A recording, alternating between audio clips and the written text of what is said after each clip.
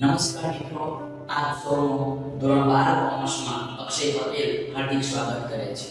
આપણે 12 કોમર્સની અંદર અને તેમાં પણ વિષય છે આપણો ઓસી એટલે કે ઓર્ગેનાઇઝેશન ઓફ કોમર્સ. તેમની અંદર ચેપ્ટર નંબર 1 સંચાલનનું સ્વરૂપ અને તેનું મહત્વની અંદર એક પ્રશ્ન આવે છે કે સંચાલન એટલે શું, તેનું મહત્વ સમજાવો.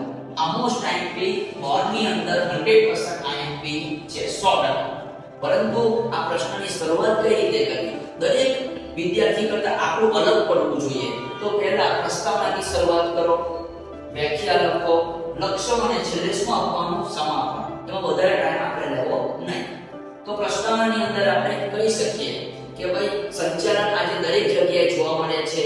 સામાજિક, રાજકારણની અંદર, સ્કૂલોની અંદર, ધાર્મિક સંસ્થાની અંદર જોવા મળે છે. એમાં થોડુંક નામ લખી શકીએ.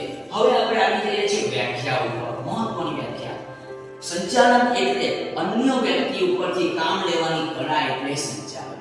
અન્ય વ્યક્તિ ઉપરથી કામ લેવાની કળા એટલે સંચાલન. આજે જોઈએ ને, વડાપાવની નારીવાળા, મોટી મોટી કંપની વાળા બીજા વ્યક્તિ ઉપરથી કામ લે છે, પોતે નફો કમાય છે, તો તેને સંચાલન કહી શકાય. હવે આપણે તેને સ્વરૂપ એટલે કે લક્ષ્યોમાં આપણે સમજવાના છે. તેને સમજવા માટે આપણે નાની અમસ્તી સ્ટોરી જોઈએ છીએ. શોર્ટમાં એક છોકરીના લગ્ન થાય છે, તે તેમના સાસરે જાય અને સાસરે ગયાને પછી પેલા છોકરા જોડે ફરવાનો પ્લાનિંગ કરે છે. 1-2 મહિના થાય, પરંતુ સાસુ નામની એક વ્યક્તિ હોય છે, તેને પૂછીને જવું પડે છે. એટલે તેની છોકરી પૂછે છે, મમ્મી અમે જવાના છે ફરવા. મમ્મી કહે છે, ઘરનું કામ કોણ કરશે, વાસણ કોણ સાફ કરશે, કપડાં કોણ ધોશે. એટલે એક દિવસ પૂછ્યું, 2 દિવસ પૂછ્યું, આજની તો સાસુ વાઘણ જેવી હોય છે, એટલે તે તો તરત જવાબ આપે, હે સાસુ માની જા. શું કહ્યું? હે સાસુ માની જા, હે સાસુ માની જા. એટલે શું બતાવવા? સાસી નહીં, વિજ્ઞાન, કળા અને વ્યવસાય. તો જુઓ, વિજ્ઞાન, કળા, વ્યવસાય. હ પરથી હેતુલક્ષી, સ પરથી સર્વવ્યાપી, સ પરથી સતત ચાલતી પ્રક્રિયા, મ પરથી માનવીય પ્રવૃત્તિ, ની પરથી નિર્ણય પ્રક્રિયા, જ પરથી જૂથ પ્રવૃત્તિ, વિજ્ઞાન, કળા અને વ્યવસાય. એક પોઈન્ટને સમજવાનો પ્રયત્ન કરીએ. હ પરથી શું છે? હેતુલક્ષી પ્રવૃત્તિ. દરેક કંપનીનો મુખ્ય હેતુ છે નફો કમાવાનો હોય છે. અને આજે નાનો ધંધો હોય કે મોટો, એ નફો કમાતા હોય છે. તમે એમાં નામ લખી શકો છો. સર્વવ્યાપી પ્રવૃત્તિ. આ પ્રવૃત્તિ દરેક જગ્યાએ જોવા મળે છે. ધાર્મિક ક્ષેત્રે, રાજકારણની અંદર, ખેતીની અંદર, રમત-ગમતની અંદર. એટલે સર્વવ્યાપી તેમને કહેવામાં આવે છે. સતત ચાલતી પ્રક્રિયા છે. ધંધાની શરૂઆતથી લઈને અંત સુધી આ પ્રક્રિયા ચાલતી જ રહે છે. એટલે તેને સતતલક્ષી પ્રવૃત્તિ કહે છે.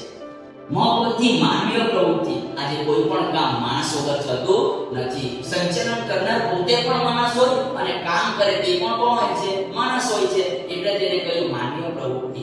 ન પરથી નિર્ણય પ્રક્રિયા. કંપનીમાં કરોડો રૂપિયાનો ધંધો થતો હોય છે, તો એક નિર્ણય લેવો ખૂબ જરૂરી પડે છે. જો નિર્ણય ખોટો લેવો હશે ને, તો કરોડો રૂપિયાનું નુકસાન થઈ જશે. પણ એક નિર્ણય સાચો પડે તો અબજો રૂપિયાનો ફાયદો પણ થતો હોય છે. એટલે સંચાલન નિર્ણય પ્રક્રિયા છે. જ પરથી જૂથ પ્રવૃત્તિ. દરેક વ્યક્તિ એકબીજાના હળીમળીને કામ કરે છે. ઉત્પાદન વિભાગ, ખરીદી વિભાગ, વેચાણ વિભાગ, નાણાં વિભાગ, હિસાબી વિભાગ, દરેક વ્યક્તિ એક સાથે કામ કરશે, યુનિયનમાં કામ કરશે, તો ધંધાને સફળતા મળશે. અને વિજ્ઞાન, કળા અને વ્યવસાય. સંચાલન એ સિદ્ધાંતો ઉપર રચાયેલું છે, નિયમો ઉપર રચાયેલું છે. કળા એટલે મેનેજરે જાત જાતની કળા કરીને કર્મચારી પરથી કામ લેવાનું હોય છે. વ્યવસાય એટલે આજે MBA કરે છે, LLB કરે છે, CA કરે છે. બધા વ્યવસાયની અંદર પણ સંચાલન જોડાયેલું છે. અને તમે સંચાલનમાં છેલ્લે એવું લખી શકાય કે સમાપન, કે સંચાલન બધી જગ્યાએ થાય છે, જૂથમાં થાય છે, સતત ચાલતી પ્રવૃત્તિ થાય છે. તો આવી રીતે તેને સમાપનમાં લઈ શકાય છે. अंते એટલું જ કહી શકાય કે જ્ઞાની से ज्ञानी मिले तो ज्ञान की बात होती है और गधे से गधे मिले तो लातों की बात होती है.